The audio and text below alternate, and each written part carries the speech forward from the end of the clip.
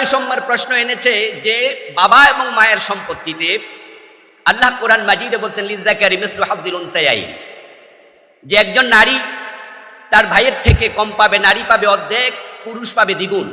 তারা বলছে এটা একটা বৈষম্য।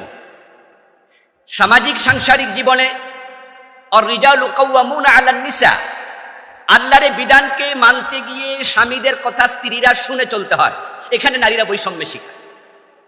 ইসলাম বলেছে নেতৃত্বের ক্ষেত্রে, ইমামতির ক্ষেত্রে পুরুষরা থাকবে, নারীরা তাদের আনুগত্য করবে, তারা বলছে এটা বৈষম্য। এভাবে অনেকগুলো পয়েন্টকে সামনে এনে তারা বুঝাতে চায় ইসলাম মানার কারণে সামাজিকভাবে পারিবারিকভাবে নারীরা বৈষম্যের শিকার, সুতরাং দিন মানার যে প্র্যাকটিস বাংলাদেশে আছে এটা সংস্কার করে বাদ দিতে হবে। নাউজুবিল্লাহ।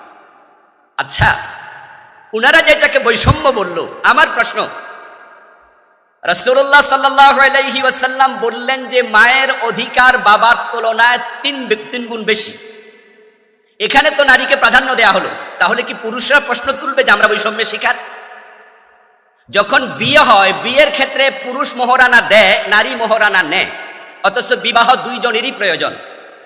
তাহলে কি পুরুষরা কোনোদিনে প্রশ্ন তুলেছে বা তুলবে যে আমরা মোহর একা দেব কেন, এটা আমরা বৈষম্যের শিকার?